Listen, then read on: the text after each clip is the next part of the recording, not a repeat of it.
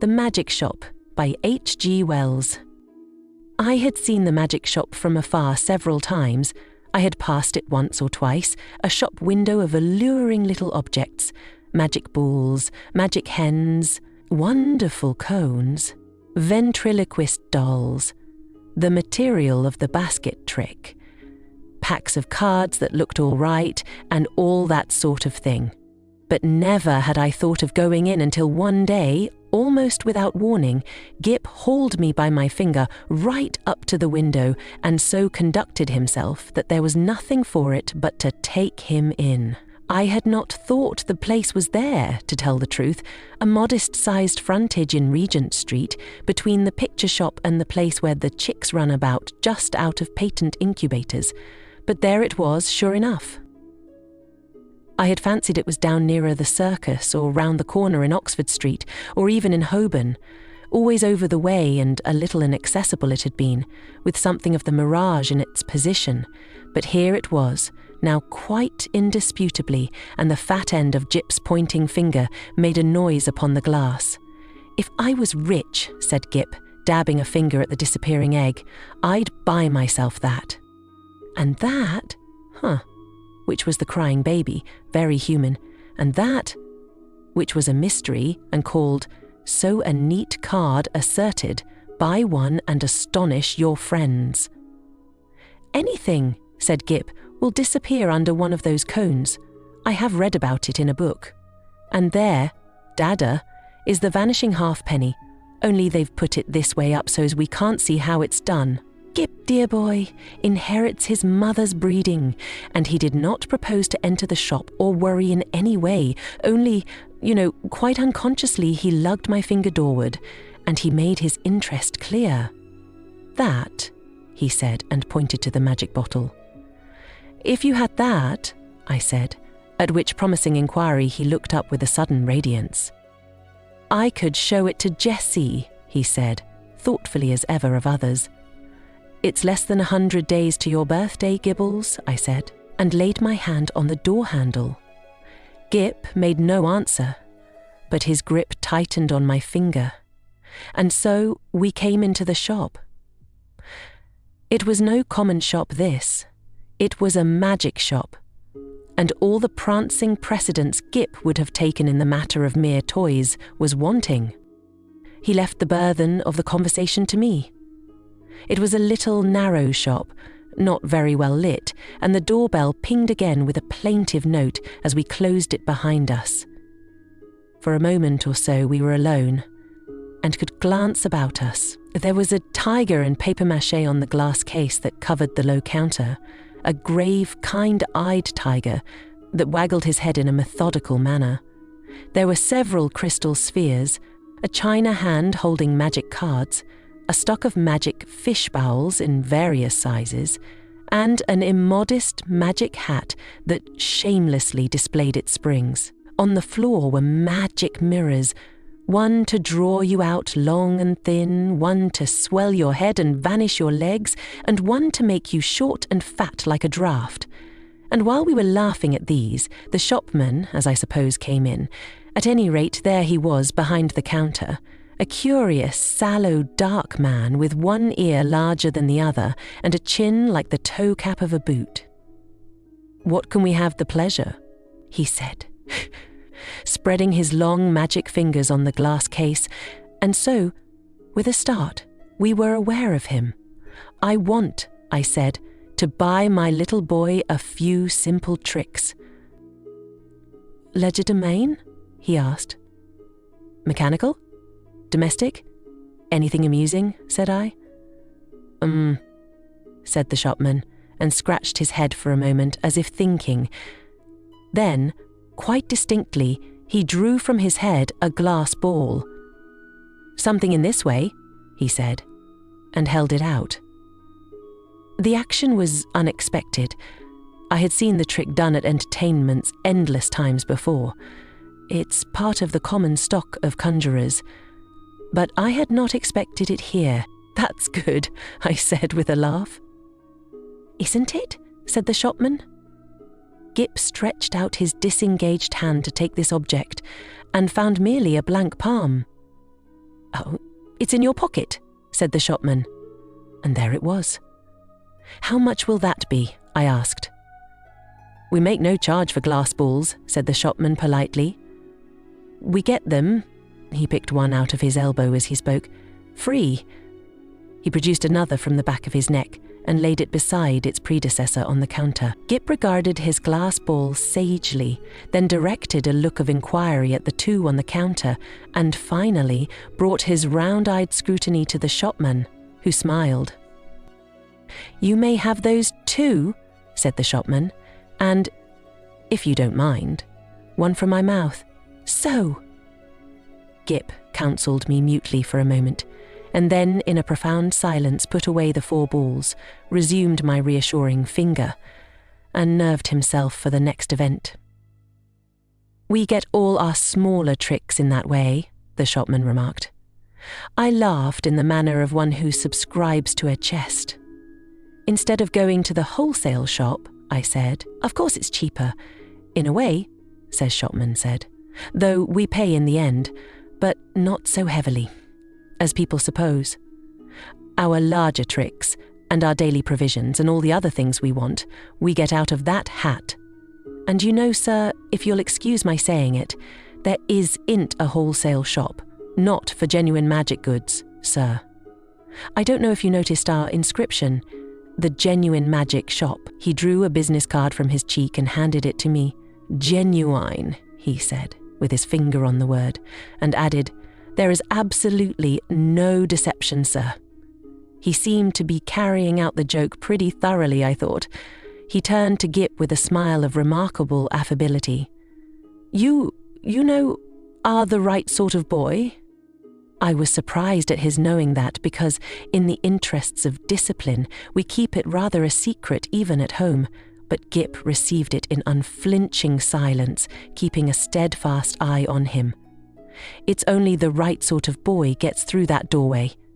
And, as if by way of illustration, there came a rattling at the door, and a squeaking little voice could be faintly heard. "Naya, I want to go in there, Dada. I want to go in there, Naya." And then the accents of a downtrodden parent urging consolations and propitiations. "It's locked, Edward," he said. "But it isn't," said I. "It is, sir," said the shopman, "always, for that sort of child." And as he spoke, we had a glimpse of the other youngster, a little, white face, pallid from sweet eating and over-sapid food, and distorted by evil passions, a ruthless little egotist, pawing at the enchanted pain. "It's no good, sir," said the shopman, as I moved with my natural helpfulness doorward, and presently the spoilt child was carried off howling. "How do you manage that?" I said, breathing a little more freely. "Magic," said the shopman with a careless wave of the hand, and behold, sparks of coloured fire flew out of his fingers and vanished into the shadows of the shop. "You were saying," he said, addressing himself to Gip, "before you came in, that you would like one of our buy one and astonish your friends boxes."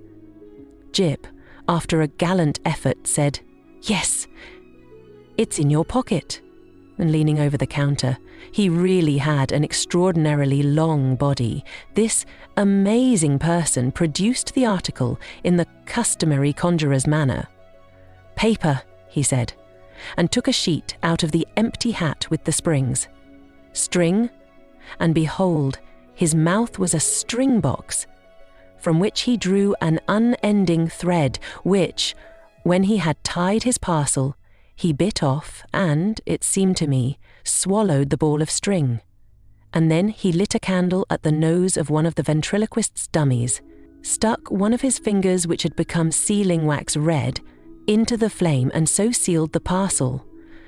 Then there was the disappearing egg, he remarked, and produced one from within my coat breast and packed it, and also the crying baby very human. I handed each parcel to Gip as it was ready, and he clasped them to his chest. He said very little, but his eyes were eloquent. The clutch of his arms was eloquent. He was the playground of unspeakable emotions. These, you know, were real magics. Then, with a start, I discovered something moving about in my hat, something soft and jumpy. I whipped it off, and a ruffled pigeon, no doubt a Confederate, dropped out and ran on the counter and went, I fancy, into a cardboard box behind the papier-mâché tiger. "Tut! Tut!" said the shopman, dexterously relieving me of my headdress. "Careless bird, and as I live, nesting!" He shook my hat and shook out into his extended hand 2 or 3 eggs, a large marble, a watch, about half a dozen of the inevitable glass balls, and then crumpled, crinkled paper. More and more and more, talking all the time of the way in which people neglect to brush their hats inside as well as out, politely, of course, but with a certain personal application. All sorts of things accumulate, sir. Not you, of course, in particular. Nearly every customer. Astonishing what they carry about with them. The crumpled paper rose and billowed on the counter, more and more and more, until he was nearly hidden from us, until he was altogether hidden, and still his voice went on and on. We none of us know what the fair semblance of a human being may conceal, sir. Are we all, then, no better than brushed exteriors? Whited sepulchre, his voice stopped. Exactly like when you hit a neighbour's gramophone with a well-aimed brick, the same instant silence, and the rustle of the paper stopped and everything was still.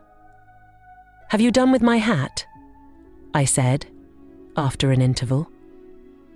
There was no answer. I stared at Gip, and Gip stared at me, and there were our distortions in the magic mirrors, looking very rum and grave and quiet. "I think we'll go now," I said. "Will you tell me how much all this comes to?" I said, on a rather louder note, "I want the bill and my hat, please." It might have been a sniff from behind the paper pile. "Let's look behind the counter." "Gip," I said. "He's making fun of us." I led Gip round the head-wagging tiger, and what do you think there was behind the counter? No one at all, only my hat on the floor and a common conjurer's lop-eared white rabbit lost in meditation, and looking as stupid and crumpled as only a conjurer's rabbit can do. I resumed my hat, and the rabbit lolloped a lollop or so out of my way. "Dada," said Gip, in a guilty whisper. "What is it, Gip?" said I. "I do like this shop, Dada." So should I said to myself, if the counter would suddenly extend itself to shut one off from the door. But I didn't call Gip's attention to that. "Pussy," he said, with a hand out to the rabbit as it came lolloping past us. "Pussy, do Gip a magic." And his eyes followed it as it squeezed through a door I had certainly not remarked a moment before. Then this door opened wider, and the man with one ear larger than the other appeared again. He was smiling still, but his eye met mine with something between amusement and defiance. "You'd like to see our showroom, sir?" he said, with an innocent suavity. Gip tugged my finger forward. I glanced at the counter and met the shopman's eye again. I was beginning to think the magic just a little too genuine. "We haven't very much time," I said, but somehow we were inside the showroom before I could finish that. "All goods of the same quality," said the shopman, rubbing his flexible hands together, "and that is the best. Nothing in the place that isn't genuine magic, and warranted thoroughly rum. Excuse me, sir, I felt him pull at something that clung to my coat sleeve, and then I saw he held a little wriggling red demon by the tail. The little creature bit and fought and tried to get at his hand, and in a moment he tossed it carelessly behind the counter. No doubt the thing was only an image of twisted India rubber, but for the moment, and His gesture was exactly that of a man who handles some petty, biting bit of vermin. But Gip was looking at a magic rocking horse. I was glad he hadn't seen the thing. "I say," I said in an undertone, and indicating Gip and the red demon with my eyes, "You haven't many things like that about, have you?" "None of ours. Probably brought it with you," said the shopman, also in an undertone and with a more dazzling smile than ever. Astonishing what people will carry about with them unawares. And then to Gip, "Do you see anything you fancy here?" There were many things that Gip fancied there. He turned to this astonishing tradesman with mingled confidence and respect. "Is that a magic sword?" he said. "A magic toy sword. It neither bends, breaks, nor cuts the fingers. It renders the bearer invincible in battle against anyone under 18. Half a crown to 7 and 6 according to size. These panoplies on cards are for juvenile knights errant and very useful. Shield of safety, sandals of swiftness, helmet of invisibility." "Oh, Mummy," gasped Gip. "I tried to find out what they cost, but the shopman did not heed me. He had got Gip now. He had got him away from my finger. He had embarked upon the exposition of all his confounded stock, and nothing was going to stop him." Presently I saw, with a qualm of distrust and something very like jealousy, that Gip had hold of this person's finger, as usually he has hold of mine. No doubt the fellow was interesting, I thought, and had an interestingly faked lot of stuff, really good faked stuff still. I wondered after them, saying very little, but keeping an eye on this prestidigital fellow. After all, Gip was enjoying it. And, no doubt, when the time came to go, we should be able to go quite easily. It was a long, rambling place, that showroom. A gallery broken up by stands and stools and pillars, with archways leading off to other departments, in which the queerest-looking assistants loafed and stared at one, and with perplexing mirrors and curtains. So perplexing, indeed, were these that I was presently unable to make out the door by which we had come. The shopman showed Gip magic trains that ran without steam or clockwork, just as you set the signals, and then some very, very valuable boxes of soldiers that all came alive directly you took off the lid and said, "I myself haven't a very quick ear, and it was a tongue-twisting sound, but Gip, he has his mother's ear, got it in no time." "Bravo!" said the shopman, putting the men back into the box unceremoniously and handing it to Gip. "Now," said the shopman, and in a moment Gip had made them all alive again. "You'll take that box?" asked the shopman. "We'll take that box," said I, "unless you charge its full value, in which case it would need a trust magnate." "Dear heart, no!" And the shopman swept the little men back again, shut the lid, waved the box in the air, and there it was, in brown paper tied up, and with Gip's full name and address on the paper. The shopman laughed at my amazement. "This is the genuine magic," he said. "The real thing." "It's a little too genuine for my taste," I said again. After that, he fell to showing Gip tricks, odd tricks, and still odder the way they were done. He explained them, he turned them inside out, and there was the dear little chap nodding his busy bit of a head in the sagest manner. I did not attend as well as I might. "Hey, presto," said the magic shopman, and then would come the clear, small hey presto of the boy. But I was distracted by other things. It was being borne in upon me just how tremendously rum this place was. It was, so to speak, inundated by a sense of rumness. There was something a little rum about the fixtures even, about the ceiling, about the floor, about the casually distributed chairs. I had a queer feeling that whenever I wasn't looking at them straight, they went askew, and moved about, and played a noiseless puss in the corner behind my back. and the cornice had a serpentine design with masks. Masks, altogether too expressive for proper plaster. Then abruptly, my attention was caught by one of the odd-looking assistants. He was some way off and evidently unaware of my presence. I saw a sort of 3/4 length of him over a pile of toys and through an arch, and he was leaning against a pillar in an idle sort of way, doing the most horrid things with his features. The particular horrid thing he did was with his nose. He did it just as though he was idle and wanted to amuse himself. First of all, it was a short, blobby nose, and then suddenly he shot it out like a telescope, and then out it flew and became thinner and thinner until it was like a long, red, flexible whip. Like a thing in a nightmare it was.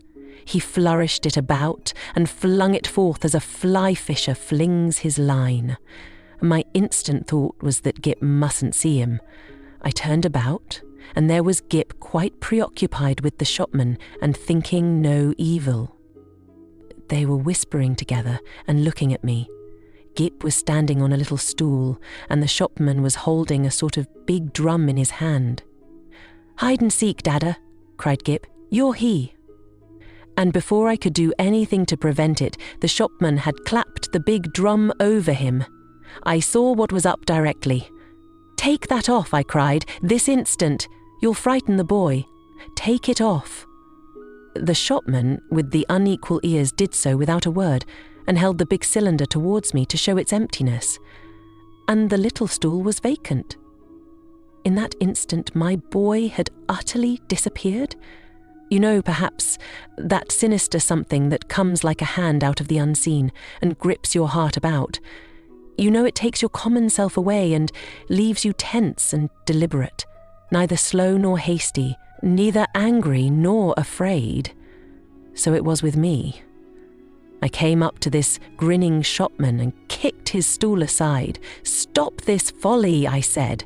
"Where is my boy?" "You see," he said, still displaying the drum's interior, "there is no deception." I put out my hand to grip him, and he eluded me by a dexterous movement. I snatched again, and he turned from me and pushed open a door to escape. "Stop," I said, and he laughed, receding. I leapt after him into utter darkness. Thud. "Lord bless my heart, I didn't see you coming, sir." I was in Regent Street, and I had collided with a decent-looking working man, and a yard away, perhaps, and looking a little perplexed with himself, was Gip. There was some sort of apology, and then Gip had turned and come to me with a bright little smile, as though for a moment he had missed me, and he was carrying 4 parcels in his arm. He secured immediate possession of my finger. For the second I was rather at a loss. I stared round to see the door of the magic shop, and behold, it was not there. There was no door, no shop, nothing, only the common pilaster between the shop where they sell pictures and the window with the chicks. I did the only thing possible in that mental tumult. I walked straight to the curbstone and held up my umbrella for a cab. "Ansem's," said Gip, in a note of culminating exultation. I helped him in, recalled my address with an effort, and got in also. Something unusual proclaimed itself in my tailcoat pocket, and I felt and discovered a glass ball. With a petulant expression, I flung it into the street. Gip said nothing. For a space, neither of us spoke. "Dada," said Gip at last, "that was a proper shop." I came round with that to the problem of just how the whole thing had seemed to him. He looked completely undamaged. So far, good. He was neither scared nor unhinged. He was simply tremendously satisfied with the afternoon's entertainment. And there in his arms were the 4 parcels. Confound it, what could be in them? I said, "Little boys can't go to shops like that every day." He received this with his usual stoicism, and for a moment I was sorry I was his mother and not his father, and so couldn't suddenly there, coram publico, in our hansom, kiss him. After all, I thought, the thing wasn't so very bad. But it was. Only when we opened the parcels that I really began to be reassured. 3 of them contained boxes of soldiers, quite ordinary lead soldiers, but of so good a quality as to make Gip altogether forget that originally these parcels had been magic tricks of the only genuine sort. And the 4th contained a kitten, a little living white kitten, in excellent health and appetite and temper. I saw this unpacking with a sort of provisional relief. I hung about in the nursery for quite an unconscionable time. That happened 6 months ago, and now I am beginning to believe it is all right. The kitten had only the magic natural to all kittens, and the soldiers seem as steady a company as any colonel could desire. And Gip? The intelligent parent will understand that I have to go cautiously with Gip, but I went so far as this one day. I said, "How would you like your soldiers to come alive, Gip, and march about by themselves?" "Mine do," said Gip. "I just have to say a word I know before I open the lid." "And then they march about alone." "Oh, quite, Dada. I shouldn't like them if they didn't do that." I displayed no unbecoming surprise, and since then I've taken occasion to drop in upon him once or twice, unannounced, when the soldiers were about, but so far I have never discovered them performing in anything like a magical manner. It's so difficult to tell. There's also a question of finance. I have an incurable habit of paying bills. I have been up and down Regent Street several times looking for that shop. I am inclined to think, indeed, that in that matter honour is satisfied, and that since Gip's name and address are known to them, I may very well leave it to these people, whoever they may be, to send in their bill in their own time. I hope you liked the story and are interested in more stories on this channel. If you liked it, subscribe to my channel and click on the bell, so you don't miss any new stories in the future. Of course, I will be happy about a like.